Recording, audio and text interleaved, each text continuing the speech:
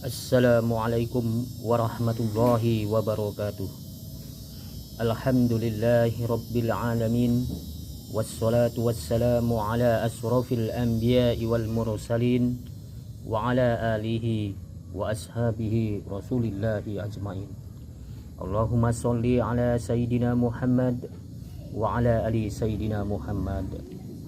Kepada saudara-saudaraku, para pemirsa, pendengar yang dirahmati Allah, sungguh beruntung dan bahagia jika kita semua dimasukkan ke dalam golongan orang-orang yang beriman oleh Allah Subhanahu wa Ta'ala.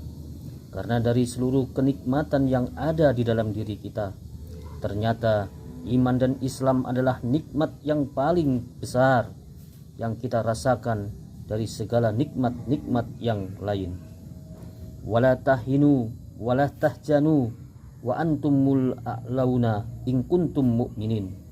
Janganlah kamu merasa hina, jangan kamu bersedih hati kapanpun, dimanapun kamu berada, selama kamu berada di dalam keimanan. Dari ayat di atas bisa kita simpulkan bahwa iman adalah merupakan sebuah anugerah yang tidak terhingga dari Yang Maha Kuasa, yang Allah Subhanahu wa Ta'ala limpahkan kepada seluruh hamba-hambanya yang beriman.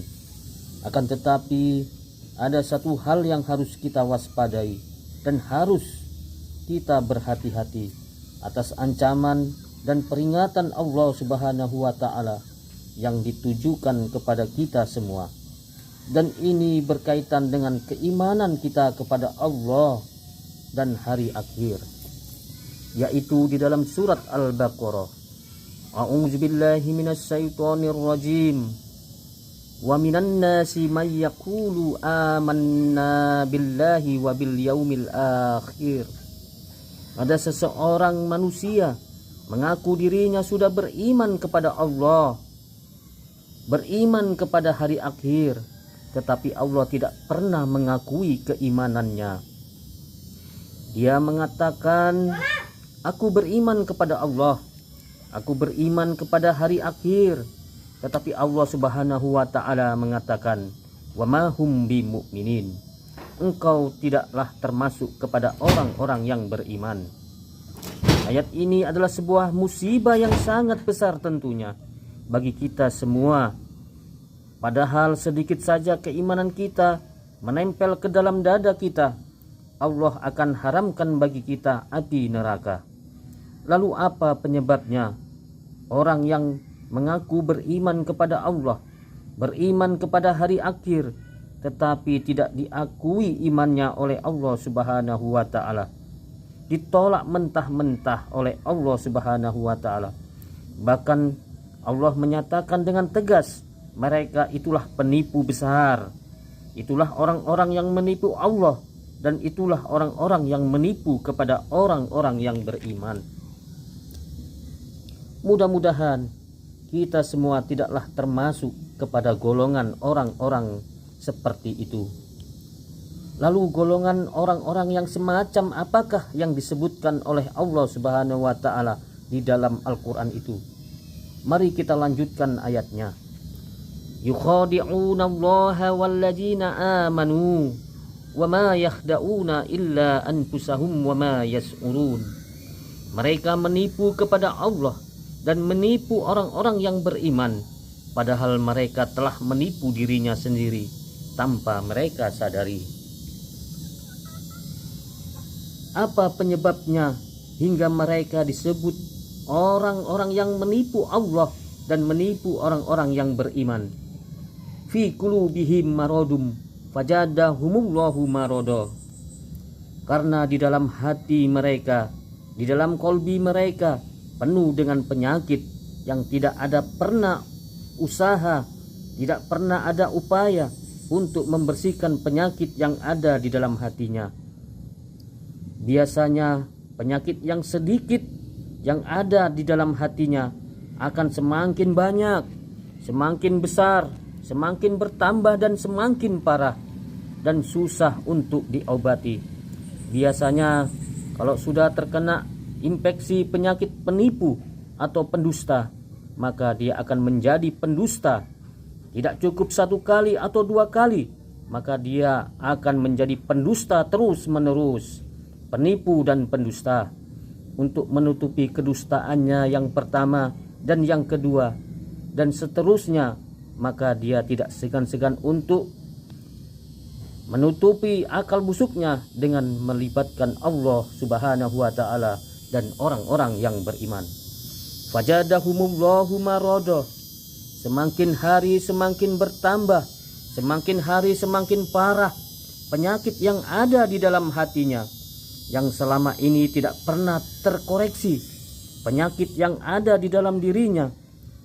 Lalu bagaimana dia melihat penyakit yang ada di dalam hatinya, sementara dia tidak pernah mendalami ilmu tentang keislaman yang menyangkut tentang hati atau kolbi. Ada 2 penyakit yang ada di dalam diri kita. Yang pertama ada penyakit lahir atau penyakit jasmani. Yang kedua yaitu penyakit rohani. Kalau penyakit jasmani, maka berobatlah kepada dokter, panggil mantri kesehatan, datangi rumah sakit, datangi puskesmas, berobatlah ke sana. Kalau kalian sakit jasmani, dan penyakit jasmani berkaitan sebatas di dunia ini saja. Tetapi jika berkaitan dengan penyakit rohani, batasannya bukan hanya di dunia saja, bahkan di akhirat kita akan menjadi manusia-manusia yang sengsara. Rasulullah Shallallahu Alaihi Wasallam, Nabi yang menyayangi kepada umatnya, wada'iyan ila Allahi bi'iznih, yang memiliki tugas mengembalikan umat kembali ke jalan Allah.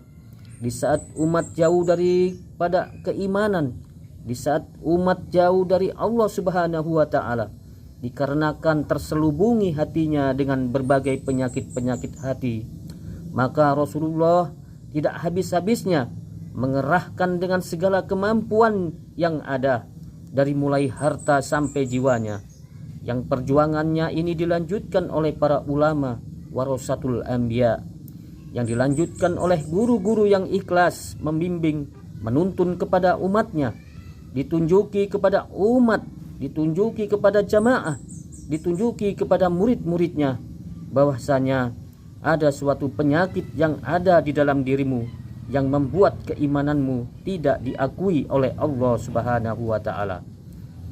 Lalu Rasulullah Shallallahu Alaihi Wasallam mengingatkan kepada kita, inna kula sayin sakola wasakolatul kolbi bijikrillah. Allah Maha Adil, tidak ada satu penyakit yang tidak bisa diobati, baik penyakit lahir maupun penyakit batin.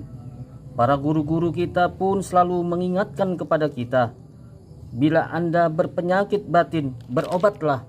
Jangan diam diri menunggu sembuh dengan sendirinya tanpa ada usaha pada dirimu, maka carilah obatnya. Akan tetapi penyakit hati, segala macam najis-najis batin, kata Rasulullah Shallallahu Alaihi Wasallam, hanya satu obatnya, yaitu zikrullah.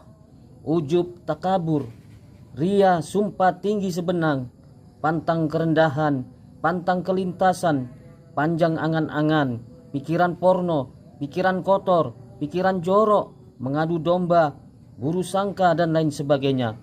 Di dunia membuat kita resah dan gelisah. Di dunia kita menjadi manusia gunda gulana. Di akhirat nanti keimanan kita tidak pernah diakui oleh Allah Subhanahu wa taala.